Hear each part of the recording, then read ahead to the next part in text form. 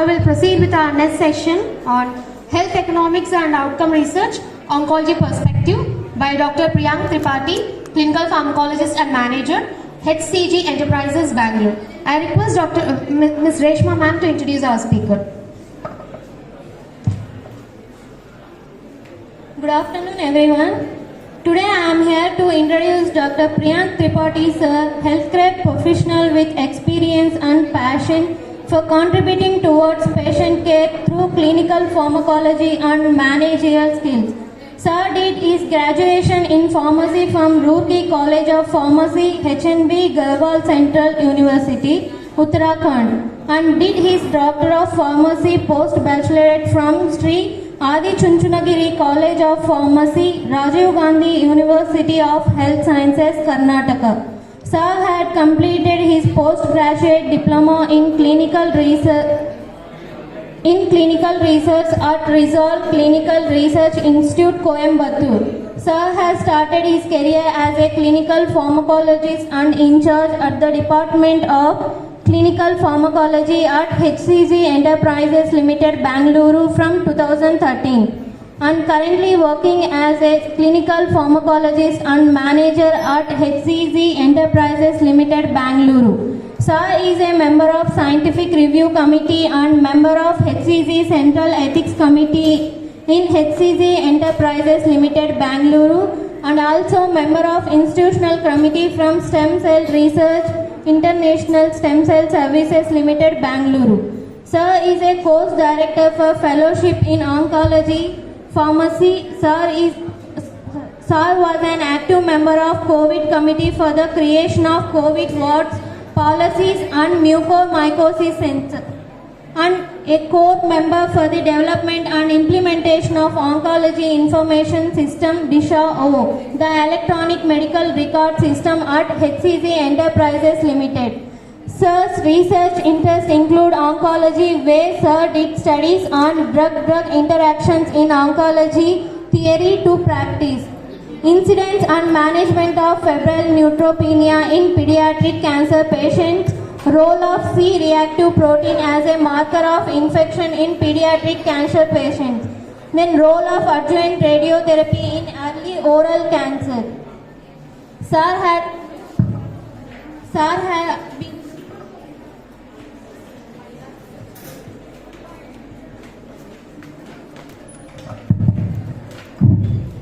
has been awarded the Best Employee Award for the year 2016 to 17 for Karnataka region, HCG Enterprises Limited, and Distinguished Alumni Award in Adi Chunchunagiri University in the year of 2020. So with this brief introduction, I would like to invite Dr. Priyank Tripathi to start the session.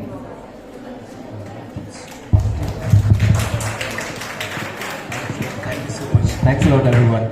Thank you so much for such heavy introduction. I mean, I don't know, that's way too heavy for me. I think you've just read my bio the entirely. Am I audible at the end? Am I audible there? Perfect. Thank you so much for the feedback. So guys, you all have been listening to some of the stalwarts of pharmacy profession in the country, and in coming days, in coming sessions, you will be hearing to furthermore. At first, my sincere thanks to the team at Riper for inviting me here. It's an honor to share stage with the people whom we always look forward to, who have taken the profession of pharmacy to a significantly higher level. It's always an honor to stand and sit along with them. So when the first time this idea was coined and I was approached, and I looked at the theme of the entire program, the first thing which came to my mind was about our subset of patients, on whom we every day in, day out are looking at toxicities of treatment, we are looking at treatment, we are looking at how better that can we offer treatment, what kind of effects, adverse effects that our treatments are exposing our patients to. But in the background there is one toxicity which is largely, not thought of, which is largely cornered at times, which is largely left to the family to decide. The financial toxicity. When I say so, I want to give you a background of why I'm saying all this. When I say oncology perspective, today, unfortunately, the incidence of cancer is growing significantly higher, and the predictions are that by 2030, we may have another around 27 to 30% growth or 30% higher incidence of cancers as it is today. Alarming, really alarming. With this, there is another, I would rather say a good news, that drug development in oncology or drug development for cancer is growing equally quick. If I look back 20 years in timeline, we had a handful of drugs which were being carried from years together to offer as a remedy or as a treatment to our patients. Just going into 10 years in timeline, as I said, cancer therapy or the drug development or the pipeline, the cancer pipeline is becoming obsolete, and a new form of treatment, new type of therapy is taking over everything, and definitely with a promising and better results. With all this positive side of it, one aspect which makes it difficult for, I would focus only on Indian perspective, is the affordability of the drugs. Now we have a whole lot of drugs being developed across the globe, available, but when you look at the affordability, when you look at whether it is reachable to all, answer unfortunately is no. Various reasons. We all understand drug development takes time. Drug development also requires a lot of money, a lot of capital, which translates into the cost of the drug. Just to give you an example of how costly some of the breakthrough, when I say breakthrough, which means that these treatments have changed the way we practice treatment of those cancers. The breakthrough treatments, some of these, we call it immunotherapy, some of these treatments can cost as low as 2 lakh rupees a month. 2 lakh rupees a month with some support being offered to the patients. I believe all of us in the length and breadth of this room do acknowledge and understand that 2 lakhs a month for whatever kind of insurance coverage you have, how much heavy your pockets are, is not an easy kind of funds that we can manage or anybody can manage. So these breakthrough treatments goes a little away from a lot of deserving people, lot of deserving patients. So what I've tried doing here, the challenges that we face, the challenges that we all are facing today in our clinics, our hospitals, about the economic impact of the treatment, about the financial toxicity associated with the treatment. There is a lot of positive side of it, to be very frank, guys. You know, with these treatments coming today, we see the patients of otherwise called terminal stage cancer living for years together. You know, when we offer these treatments to the patients, we see a cancer which otherwise is spread across the body disappearing in a matter of months, miraculously disappearing in a matter of months. We see the patients who have failed various lines of treatment initially are being benefited with this new treatments. But till when? You know, if you look at the recommendation for these treatment, I mean, I'm giving all this background for you to easily understand this, because oncology when we practice is very different from how we practice endocrinology. It's very different how we practice transplant medicine. It's very different from how we practice nephrology, etc., etc.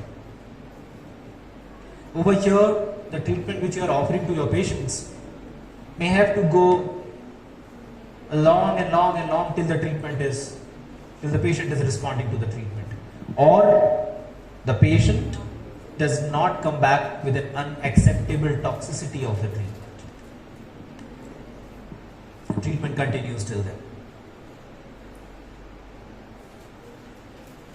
And when the treatment has to continue till then, financially the treatment or the drug or the intervention need to be supported. Right? A lot of insurance providers today, I think when you are sitting in an economic forum, it is equally important to understand how the economic ecosystem is changing in the country. I'm sure you all must have experienced it. If you look at again 10 years retrospect in the timeline, the awareness about health insurances and today the awareness of the health insurances, there's a marked difference, which is for good, which is definitely for good, because at least that way, when somebody is trying to afford a treatment, when somebody is trying to take a treatment, the financial aspect of it is taken care of. The family does not suffer, the society does not suffer, which is a very positive side across. We as a society, economically, have gone better. The economic indices have gone better. I don't know how many of you really look into it, but if you get some time, do read about it. It's a very positive sign out there. The economic indices of the country, India, has increased significantly, which means our buying power have increased, which means that we are economically better empowered now when compared to a couple of decades back. Yes, the inflation is increasing, but if you look at the very recent statistics, again the inflation rates have slowed down. It is now attaining a kind of a plateau, which again is a positive sign. Why I am saying all this? All this is linked to expenditure on health. All this is linked to expenditure on lifestyle diseases, to expenditure on chronic ailments. Cancer, ladies and gentlemen, is becoming a lifestyle disease. It's becoming a chronic ailment like that of hypertension, like that of diabetes. With the advancements in the treatment we have today, we can manage a patient after certain cycles of systemic treatment with oral treatments, as good as you manage a patient with hypertension or diabetes, etc. So let's go ahead and see what all we have. Where should I point this? Where should I point this?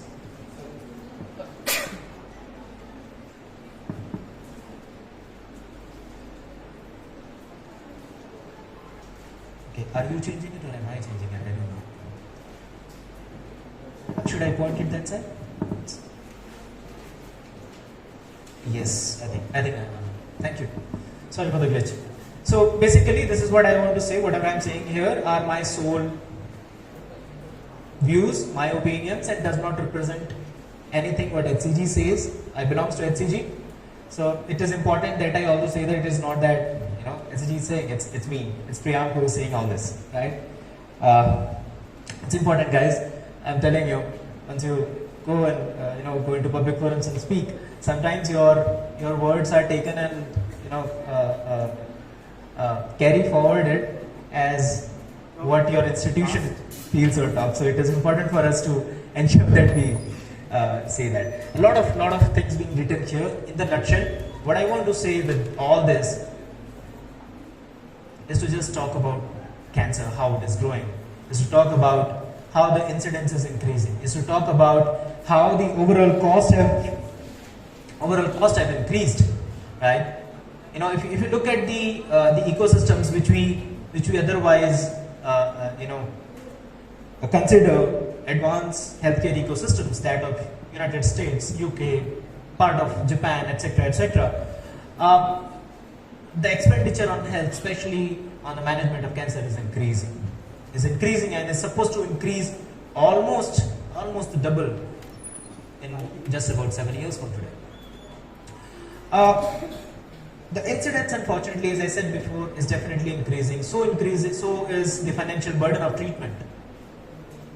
The reason I was telling you all that story is for this reason. To make us understand that the financial burden of the disease is equally increasing, and that is affecting the part of income, that is affecting family budgets, that is affecting how the family leads their life.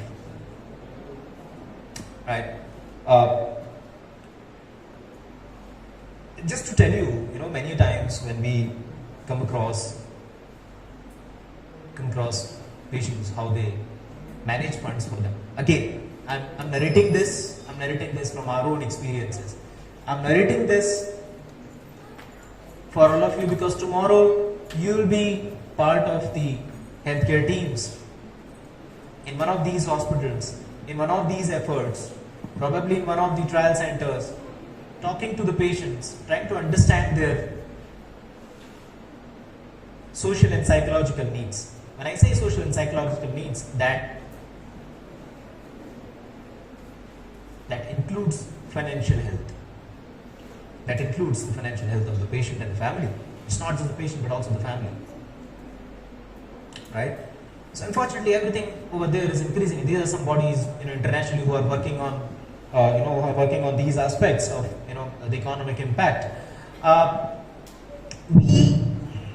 We call something as value-based care.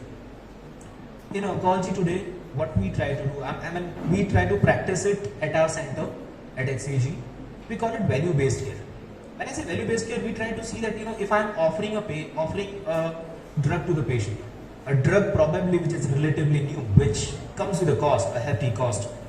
What is the kind of response that this drug has shown in the trials? Do I have a data of Asian patients on that? Do I have a data of Indian patients on that? We are genetically different. We are different in terms of how we respond to treatments. We are different in terms of how the toxicities appears, or we experience drug toxicities. We are different in certain other genetic polymorphisms and genetic signatures which drive the disease, which also drives the treatment. So it is extremely important for all of us, especially all the pharmacists sitting here. It is extremely important for all of us to look at whether your drug is adding any value to your patient. When I say value to your patient, the cost associated with this drug, is this significant enough to give a better quality of life to the patient? Is it significant enough to at least theoretically proven to have better efficacy? I'll give you a small example. If any of you are interested in cancer therapy. Now, you keep seeing drug being approved every month, every quarter. with certain response rates. The efficacy of the treatment is measured with response rates. We look at response rates, and sometimes the response rates are, 30%, 40%. And if you see the median response or the median survival benefit that this drug has offered, the drug would have got an emergency use approval. We call it EUA. Probably the survival benefit, we basically look at all-cause mortality. The survival benefit the drug probably would have offered is in few months. If you look at the detailed report of the trial, it says that the drug B, which is being given emergency use authorization, has given 5 months survival benefit to the comparator. Comparator would be your currently existing standard line of treatment, maybe chemotherapy, maybe other biological therapy. Now, when you as a pharmacist or a clinical pharmacist sitting in the clinic along with your physician, your oncologist, you have to sit and brainstorm whether this 5.5 months, which is maximum in the trial patient, can be translated in my patient. Is my patient's genetic makeup, is my patient's genetic expression, is my patient's genetic insult confers to it? There comes the next concept called precision HEOR. The precision health economics and outcome research or evaluation. Today in oncology, we not just look at offering the treatment based on a specific recommendation or guideline, but we prefer to look at, as I said, precisely the need of that patient, precisely the way this cancer in this particular individual is developing. Today we have technology to identify a good number of genetic inserts and genetic variations which are responsible for cancer, which are responsible for progression of cancer, which are responsible for better efficacy of a treatment, which are also responsible for toxicity of a treatment, which are also very important for resistance against a treatment. So, especially in this therapeutic domain, today we look at precision. We look at whether if I am offering a genetic test to my patient, which probably may cost around 70,000 or 1.5 lakh, or probably highest being around 3 lakhs, is it worth enough? Is it worth enough for my patient? Because there is a lot of cost which is coming with it. Whether spending these 70,000 or a lakh or multiple lakhs from the pocket, will my patient be benefited in any manner? If yes, let's go ahead. So there's a lot of, when you are offering treatment, guys, there are a lot of thoughts on economic aspect which runs through our mind. I'm telling you practically from what we do. I mean, every Tuesday we have this clinic of ours wherein we see advanced malignancies, we see patients who otherwise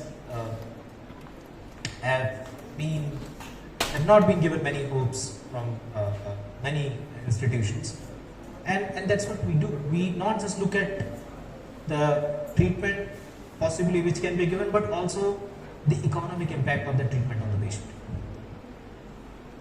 A couple of weeks back, we were treating a young gentleman,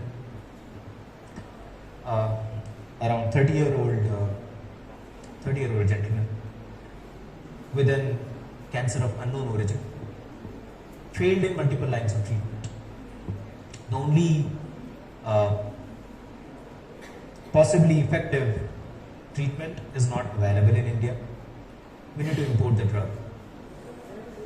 And the drug cost per cycle, which is to be repeated every 3 weekly, was around 14 lakh Indian rupees. 14 lakh Indian rupees.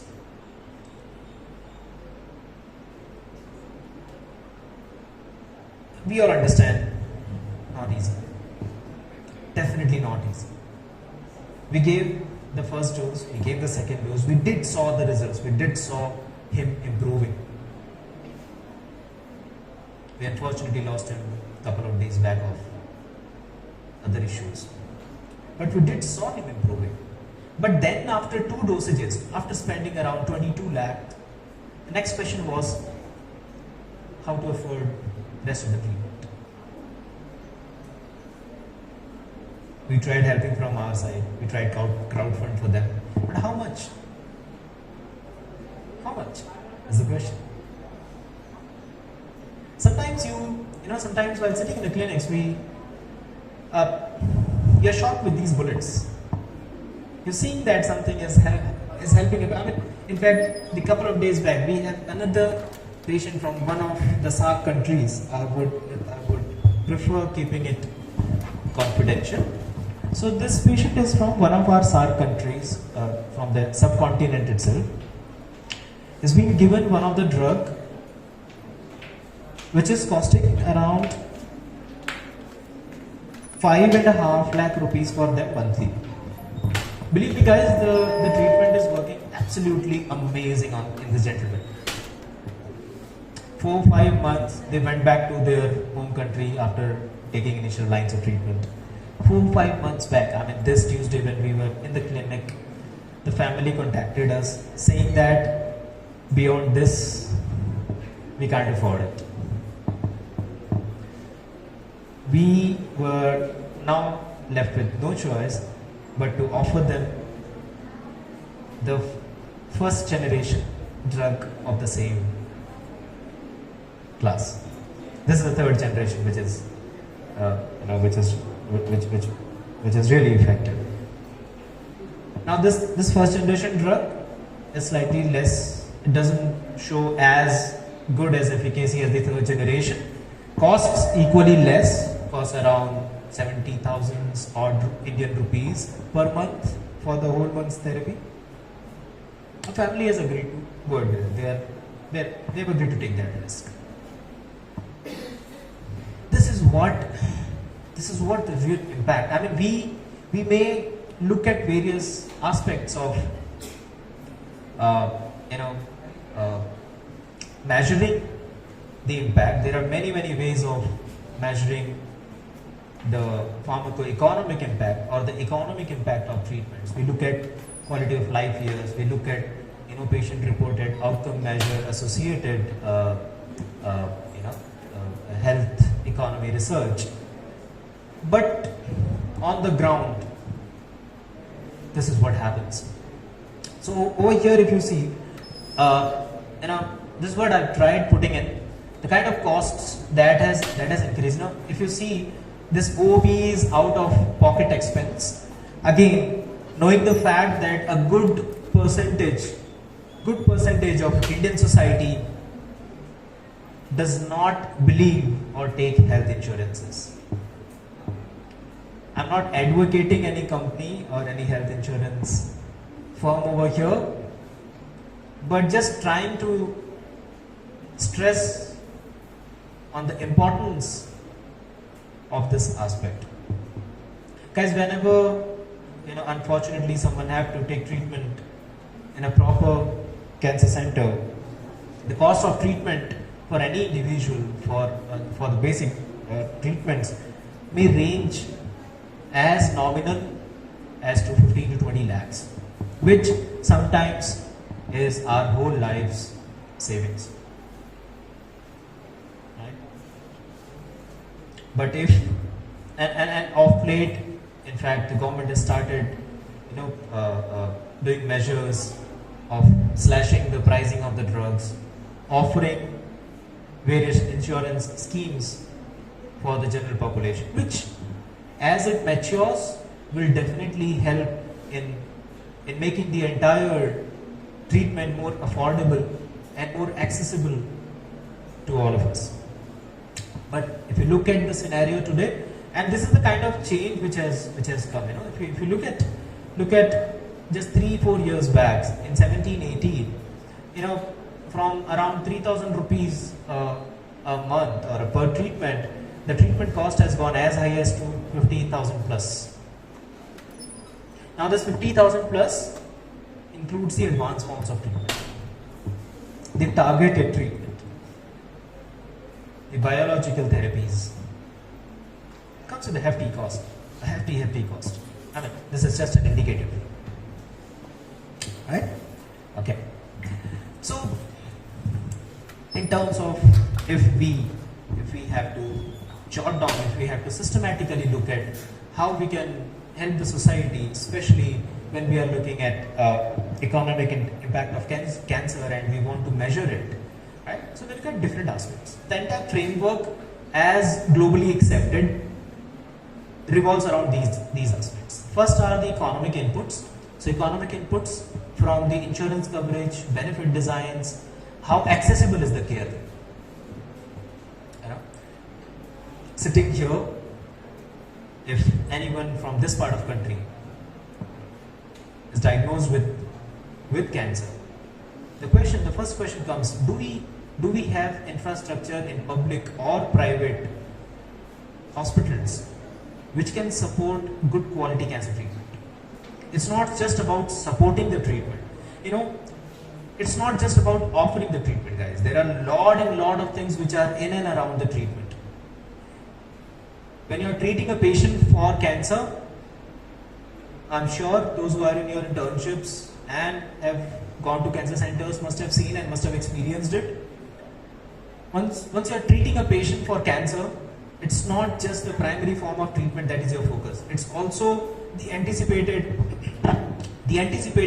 adverse effects which you have to anticipate and treat, which you have to give prophylaxis to, which you have to tell your patient, which you have to educate your patient to avoid certain things, to not get sick, to be very simple. So it's not just, the patient comes, you give chemotherapy, done. No, definitely not. The patient comes, you assess your patient for the possible toxicities, you give chemotherapy as simplest form of treatment as possible. You give chemotherapy, suppose that you have to see or you have to teach your patient to have a diet or food which is clean enough that the patient shouldn't get infected, because you understand that the immunity of your patient will be low for a good number of days after the treatment. Can all of our patients afford such things? I'll leave that for you to answer yourself. It is very subjective. It is very, very subjective. So access to care, and I would rather say access to quality care. Nothing against anyone, but those who, if you get chance to visit,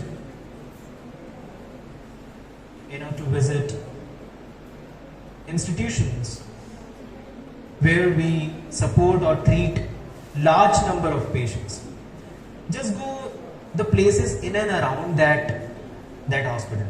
Be it any larger hospital which offer subsidized treatments. Go in and around that area, you will see people sleeping on the footpaths, you will see people sleeping on the corridor of the hospital, you will see people stacking in small areas, which we strictly ask them to avoid.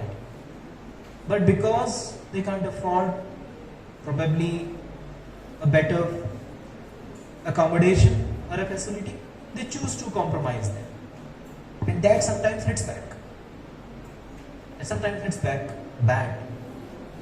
Yeah? The cost of prevention in these situations is nothing when compared to cost of treatment of infections, which can go thousands and lakhs of rupees sometimes. Okay. So the price of care, yes, it definitely matters. The price of care definitely matters. And in my opinion, it is not just the responsibility of a specific hospital or institution, but I believe it is a equal responsibility of the policymakers and the private enterprises. Social determinants of health and the employee benefits. Now today I'm sure a lot of your friends, colleagues, family members must be working in good corporate hospitals, and you see a good insurances and health benefits being offered, and that I think plays an important role. Then comes the cancer control continuum. So when I say cancer control continuum, how are we managing the disease? What are we have to prevent the disease? Are we sensitizing our population enough that we do not fall prey to, or we do not start practicing the habits which probably leads to cancer? Tobacco, smoking and chewing is one such menace. So are we doing enough to prevent is the first thing. Second is, okay, but are we sensitizing people to come for screening? Are we screening population? Because we all understand the signs and symptoms of this disease unfortunately overlaps with many other diseases. So are we doing enough screening? If at any level, if we are spending good here, the expense here decreases. We'll talk about treatment in detail. Then comes survivorship and end of life. When I say survivorship, now post the patient has completed the active treatment, then comes the time they are surviving, whether how good the quality of life is and how good the end of life is. Guys, whenever this happens, it has to be as dignified as living. I know, this might be really boring, but trust me, whenever we have anyone in this zone that we attend to, it is equally depressing for us also. It's not easy to see somebody dying. It's not easy to see that you can't do anything for it. But to give a peaceful end. Are we able to do that is important. As a health society, as a society, are we able to do that? Okay, so when it comes to so other factors are structural factors. So our cancer care workforce, organization systems, availability of people, technologies, services, etc., etc. When I say so, I was talking about drugs, advanced drugs being introduced every few months and all. There's a lot happening in other technological spaces. A lot of artificial intelligence-based systems which have come into practice in cancer care. There are a lot of machine learning-based systems which have come into practice in cancer care, which are making the entire treatment delivery safer, quicker, and more acceptable to the patients. When I say safer, you are basically subtracting a very significant cost of toxicities associated with the treatment. When I say safer and quicker, you are basically making this individual free in quick time or in a better time compared to how you were doing 5 years back. Just to give you an example, when you're offering a radiation therapy to a patient, in older technologies, the entire body or entire organ would have received the radiation. And I hope you all understand that ionizing radiation is harmful for human tissue, right? So the patient has to experience adverse effects associated with the radiotherapy. I'm talking of 15 years, 20 years back in timeline. And to manage that, the patient cannot work, so your societal economy has gone down, the family's income has gone down. On top of it, the patient will have to spend, I'm purely talking of money and economics here. the patient has to spend to treat the toxicity. They have to, you can't ignore it. But with advanced technology, with better technology, today we can target the cancer to the precision of a millimeter. If there is a cancer in the lung, I can target it with the movement of the lung. I mean, I cannot ask the patient to not breathe. I can, today with AI and ML being there, I can target the tumor however it is moving without affecting the normal tissues around. This is how safe the treatment has become with better technologies. So it is important that we invest or we look at better technologies equally. They come with a cost. They definitely come with a cost. Just to give you an overview, now the kind of technology which I am talking about right now, we call it AI-based radiotherapy. This is called Ethos, ETHOS, Ethos, which the acquisition of this machine, of this advanced machine, can cost nothing less than 35 crores for the entire setup to be done. It comes with a cost, but the impact, the kind of impact it has on the treatment is significant. Your patient treatment finishes off in 15 minutes.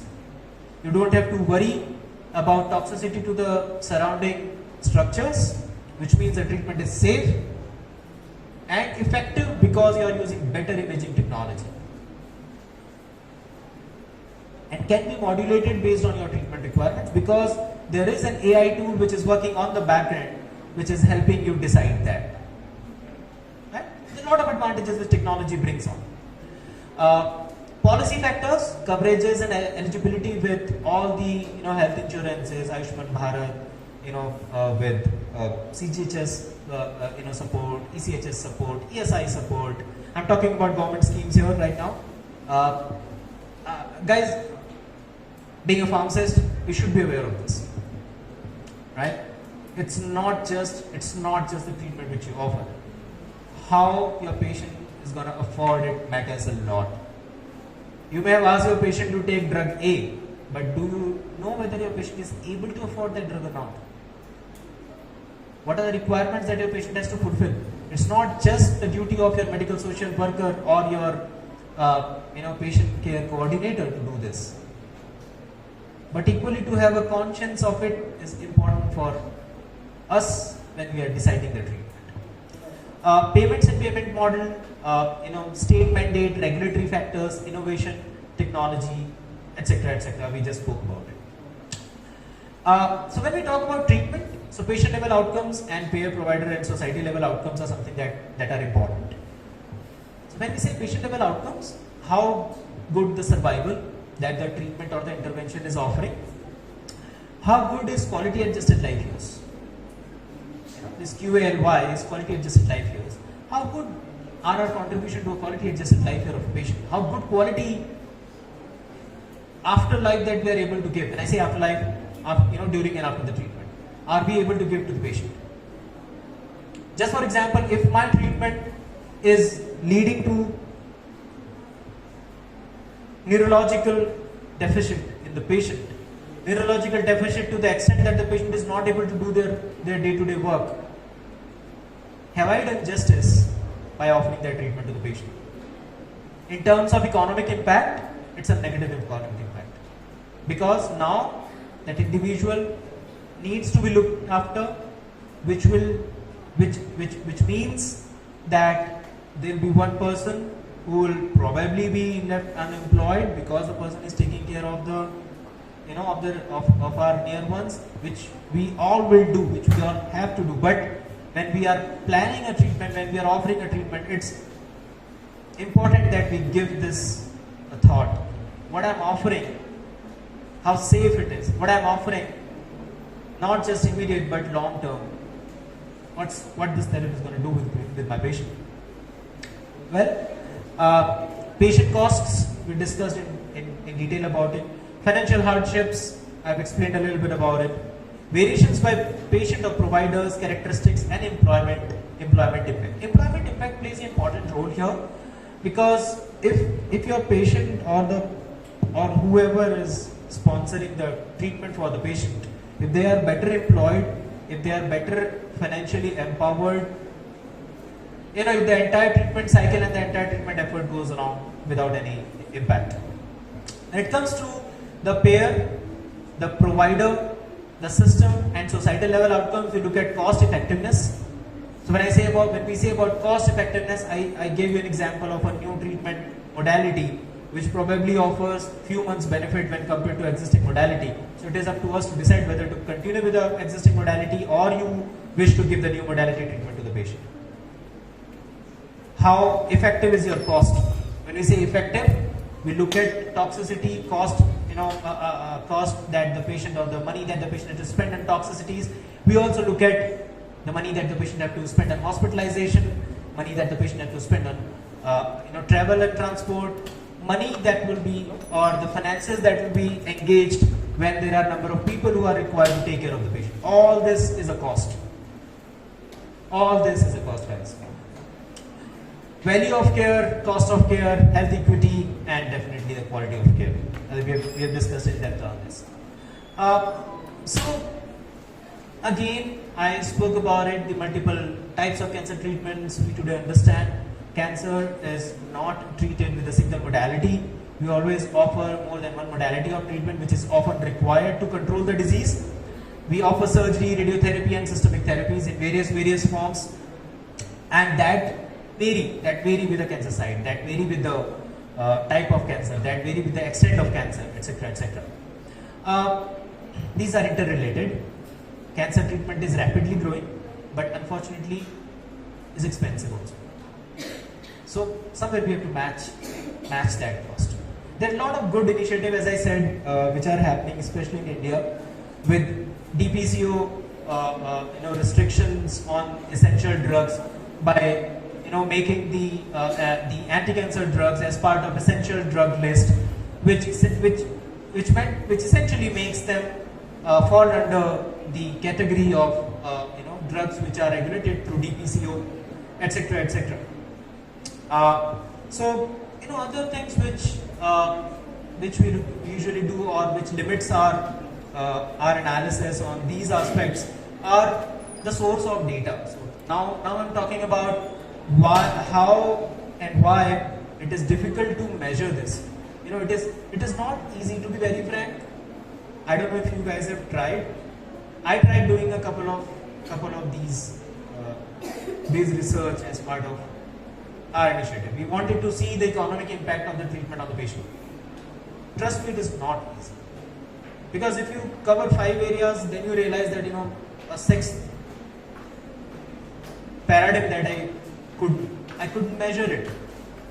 I couldn't measure it because I don't have enough source of the data. Right? Source limits, because either the data comes from insurance claims, or from electronic medical records, or probably from the physical records, etc., etc. Data limitation in terms of relevance and timelines, health insurance coverage related challenges, data linkage. Now CR Medicare is one such database in the US. In India, it is still under development, and hopefully in next 2-3 years we would see a centralized database with the way the things are changing at the policymakers end. And very few prospective studies on this aspect. I mean, if you look at India, we have published hardly a handful of paper on this. There was a paper from AIMS that was published a few years back, and a couple of more papers who were actually focusing on the economic impact of cancer treatment. So the whole challenge is this whenever we are trying to do health economic research, especially in this therapeutic space, the unavailability of key measures. When I say those key measures, it's about the treatment eligibility measures, which includes the functional data, the performance status of the patient. Many times it is not documented. It is not documented in the medical record what is the performance status of the patient. When I say performance status of the patient, the functional performance status of the patient, we basically try to see whether the patient is able to do their routine work on their own or not. To what extent? There are different scales to measure. That's a different forum that we can discuss it on. The molecular data, I was talking about genomics and genetics, etc., etc. Treatment recommendations and factor affecting decision making. You may decide to follow a guideline. To name, we look at NICE guidelines, we look at XYZ guidelines. In cancer, we look at ESMO, ESCO, or NCCN based guidelines. You may go back, look at the guideline. Guideline says offer A, B, C, D at a dose XYZ. Question comes, is my patient fit enough to receive XYZ dose? How should I decide? Question comes, is my patient fit enough or really falls in the criteria of receiving drug A, which otherwise is recommended? Right? So all these kind of dilemmas do come in front of us whenever we are deciding the treatments. Key treatment outcomes like the quality of life, treatment specific utilities, treatment intent, recurrence rates. We understand cancer, it doesn't mean that if you have offered a treatment that we are able to achieve cure. Not every time. It comes back, it hits back. That is what we call recurrence. It recurs. So do we have, sometimes we do not have the exact data of whether or not the cancer recurred or after how long did it recur, etc., etc. We do not have, or it's really difficult to get the survival. Now it's becoming easy with centralization of cancer registry in the country. India has its own cancer registry for past 5-7 years now, and a lot of stress is given to further strengthen the cancer registry of the country. So this data is improving a lot. This data is improving a lot in the country. Other patient characteristics like granularity or ethnicity. Ethnicity matters a lot, especially in treatment areas like cancer. A lot. Whether or not your patient will respond to the treatment is decided many a times by the ethnicity, because the genetic makeup changes. Whether or not your patient, do you do certain screenings on your patient or not, depends on the ethnicity of your patient. Right? Non-medical economic data like that of financial distress, food and housing insecurities. I hope this is self-explanatory. Productivity loss. So I was over these sometime I was talking about patient being being taken care, being hospitalized, being taken care for toxicities. All this is loss of productivity. If you just look at the productivity index, it is just the loss of productivity. An individual who otherwise could have contributed to the society in some form is not able to. It's not that he don't want to, but is not able to. That's a productivity loss. And along with that individual, the other member of the family who also could have contributed to the productivity of the society and the family is not able to. It's not that they don't want to, but they are not able to because of the impending situation. That's the productivity loss, and that's a cost. That's an indirect cost. And the provider characteristics. Now this aspect of comprehensiveness in all these aspects, how comprehensive the data, how concise and how detailed the data is, that also matters a lot whenever we are trying to do any health outcome economic research. It is important to look at what factors or what parameters that your data will give you. Will those parameters, will those factors are something which will lead you to a meaningful result? Is important. Are those factors supporting your hypothesis? Are important. So the comprehensiveness of your data matters a lot, whether it is by the geography, age, insurance coverage type, non-insured individuals type, etc., etc. Timeliness, especially in cancer care, is very, very important. I'll give you a small example of it. You know, we have a patient, you know, whom we are treating for one of the breast malignancies, positive for a mutation called, positive for a marker called human epidermal receptor growth factor, HER we call it, HER2. Those who have worked in cancer centers probably would have heard of it, HER2. Now when the HER2 directed, when this particular abnormality directed treatment was developed, now this treatment is called, this drug is called trastuzumab. Right? Breakthrough. I mean, it has changed the survival of breast cancer from few years to multiple years. Multiple years. A breakthrough drug. On that platform today, in these 15-20 years, there have been plethora of drugs being developed. So this drug, this patient of ours, the subject of ours, was enrolled for the trial in 2006 when this drug was in the clinical trials in India. Trust me, she is still receiving the drug 20 years down the, almost 20 years down the line. This factor of timeliness, this factor of extension of timeline, this factor of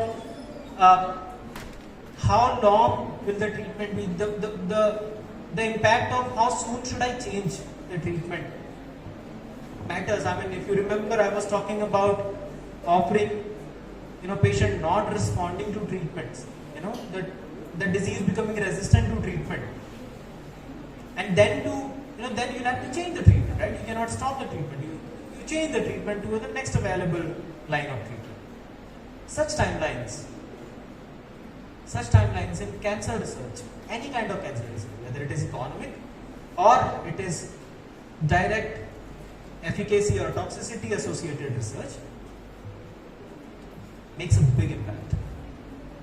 You know, considering this and not considering this, both can change the way you are looking at your data of your research. Will change the way you are practicing a particular protocol if you do not look at this aspect. Whether, I'll repeat it, whether you are doing an economic analysis or you are doing a direct treatment impact analysis. When I say impact analysis, the efficacy and the toxicity of the treatment.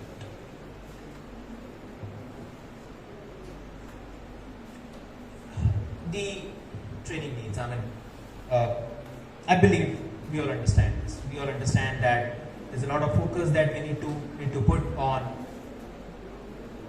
sensitizing our healthcare professionals, be it a physician, a pharmacist, or a nurse. These three important professionals on impact of economics on health. Only then we'll be able to derive a meaningful results out of our work. Whether or not we research on it, but when we are offering these treatments to the patient, or when we are designing these treatments for our patients, a sensitization about the economic impact of it makes a lot of difference. A lot of difference. So focus trainings on those areas is something we all feel can make difference, whether be it the fellowship level training, whether be it the economic master's program, policy issue related trainings and changes, and then gatherings like this. Right? Everything sensitize people, everything helps in making in making things more understandable between all of us. When I say all of us, between all healthcare professionals. Training needs, we all understand it's a very complex area. When you talk about cancer, you talk to a physician who probably is treating cancer for 30, 40 years today, they themselves don't hesitate in accepting that they are still learning how to treat it. They are still amazed the way this disease sometimes behaves. Amazed, I'm telling you. Knowledge of rapidly changing cancer control continuum, like that requires a lot of partnering with the clinicians, collaborative works in terms of research, in terms of education or training mechanisms. All this we have already discussed about, and these two slides, these last two slides, basically talks about what are the different aspects of fundamental research question that we look at, what do we have intervention as, and what is the desired outcome. I'll just talk about the first one. I'll not take you through the entire thing. Understanding the restlessness in the crowd. So, if we look at whether or not my treatment A versus treatment B is effective, or relatively how effective they are, I try to look at the mechanism to support the integration of economic analysis alongside clinical trials. Now today, guys, those who want to go into clinical trials, today clinical trials not just focus on the molecule and the treatment, but the trials equally focus on something called patient-reported outcome measures, something called economic impact of the treatment. I'm a member of our scientific review board. I'm a member of some of the ethical committees for the stem cell transplantation, as well as for the trials. The aspect ethically, I'm not talking science here, I'm talking ethics here. Ethically, it is important for us to look at possibly how much will this drug cost if it gets approved.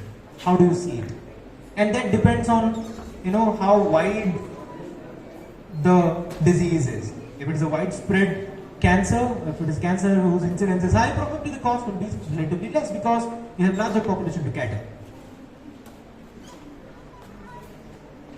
We ask the drug companies whether or not they will be covering the cost of toxicities, right? During the phase of trial, if the patient lands up in ICU, and you find that the reason for your patient landing in ICU, it's a very practical issue that we face, that the patient's reason for landing up in ICU is not causally associated with your drug. There's no causal relationship between your drug and the event, but will your sponsor, will the drug company still be paying for it? It's always a gray area. Trust me, it's always a gray area. If you don't bring it out, they might happily escape themselves. Right? So it is. Today we not just look at the science, but we also look at factors and things other than science when we do a clinical trial. Right? And the desired outcome is basically we compare the existing molecule with other molecules, we look at different RCTs, which also talks about where the data is maturing. It also talks about the cost of the treatment, the indirect cost associated with the treatment. Right?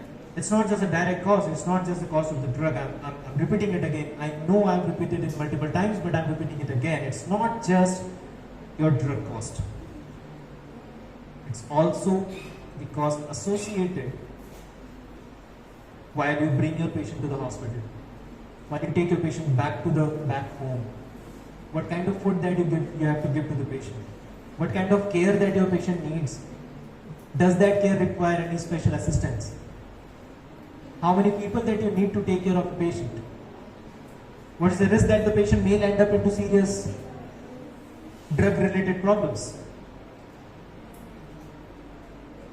All this is a cost, other than the clinical impact or the medical impact of it. All this is a cost. And you have to think about it, because if your patient cannot afford the prophylaxis which you want to give to your patient to prevent a certain anticipated adverse effect, whole effort of yours is down the drain, because the patient didn't took that particular medication. Reason being, they were not able to afford it. The entire effort of helping the patient is down the drain because of this one. It happens. This is This is what practically happens. I'm sure you all must have experienced it, not in cancer care, but otherwise in society, amongst all of you, that sometimes we say, this tablet costs $1,000. Let me see if I can work without it. I try to modify my lifestyle. I try to run extra kilometers today, or I try to walk extra kilometers today. I try to avoid certain food today. Next month I'll see if it reduces, or if my condition becomes better. Or at many households, what happens? We reduce the dose on our own. Very common examples in antihypertensives.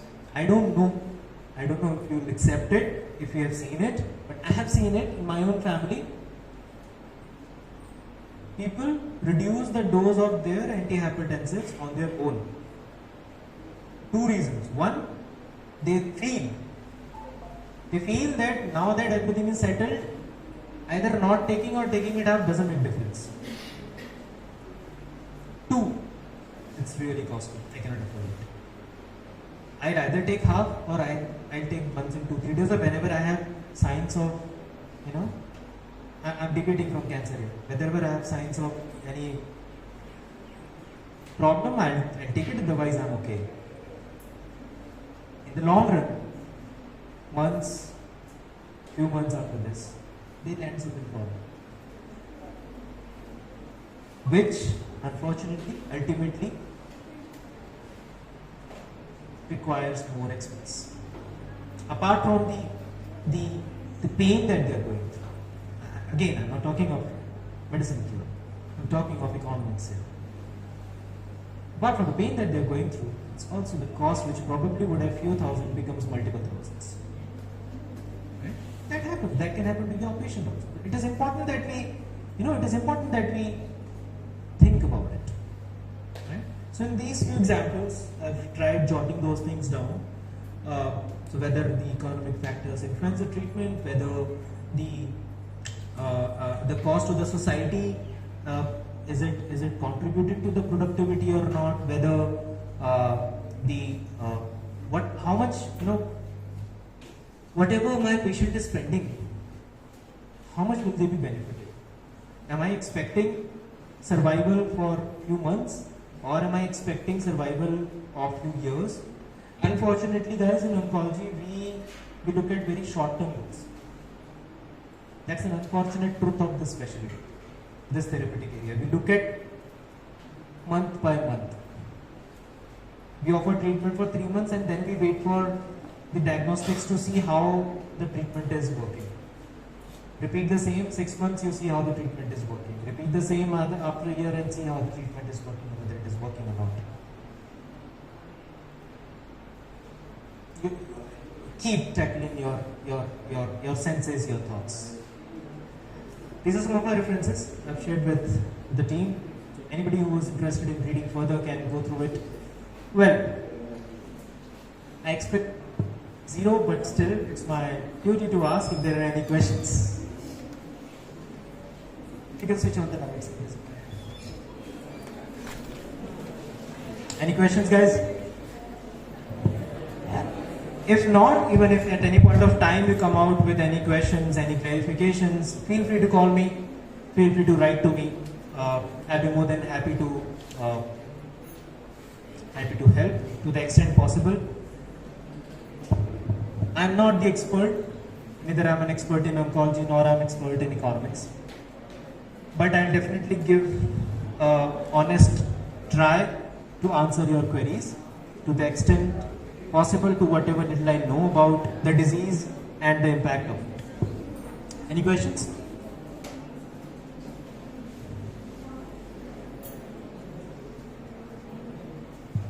If anyone is having question, please raise your hand. Mic will be passed to you.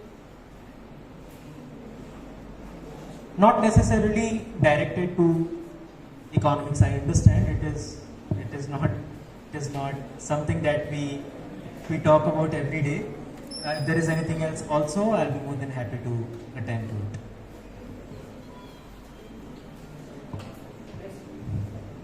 And in that case, have a good time, guys. Thank you so much. You were truly a very good audience, and it was an honor talking to all of you. Thank you so much for being there. I was expecting the way people started going out. I was expecting the hall to become half at least, if not more. But thank you so much. Thank you so much for being there. The kind of interest that you have shown in such dry topics. I understand, until unless you don't see it, you don't feel it. To be very frank. To feel the real essence of it, you have to see it. But I'm sure tomorrow when you are practicing, when you are going into practice, when you are going to influence somebody's life, I hope these concepts someday will help you. Right? Thank you so much. Thanks a lot. Thank you, sir. Now I'd like to request Program Convener Dr. B. Pradeep Kumar, sir, and Venkateshwar Rav, sir, to give a memento to the speaker.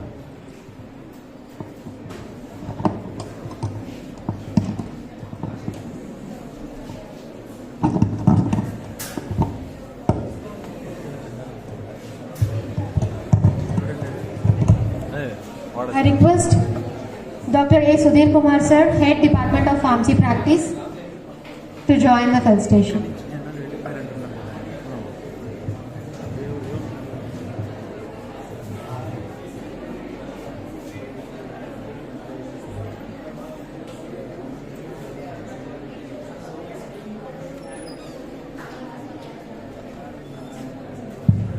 I request K. Vinod, sir, to join the felicitation.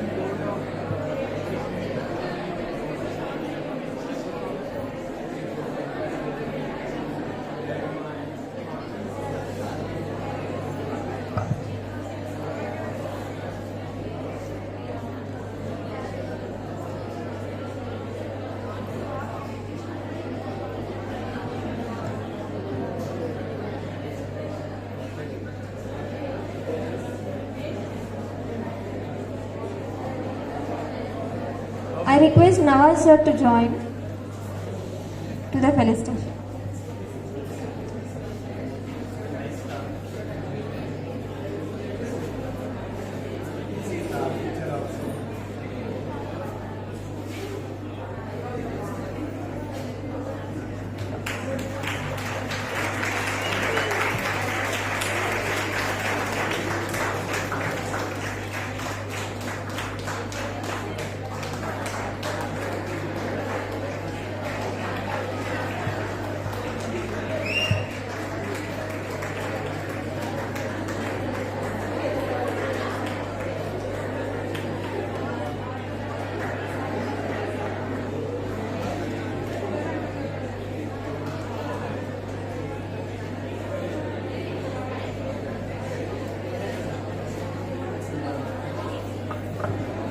I request, thank you, sir.